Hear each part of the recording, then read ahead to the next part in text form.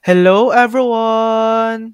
In today's video, I'll show you how to verify your Capital One card for Apple Pay. So let's get started. First, open your Apple Wallet and tap the plus icon. Select debit or credit card and here search for Capital One. Then choose Capital One from the list.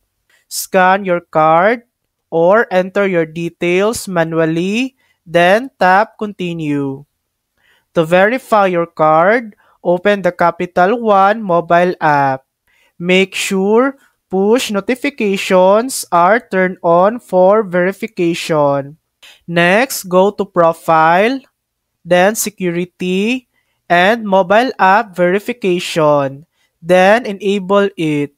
When you receive a verification request, tap Approve to confirm. And that's it. Your Capital One card is now verified and ready to use with Apple Pay. Thanks for watching! If this video helped you, please like and subscribe for more helpful tutorials.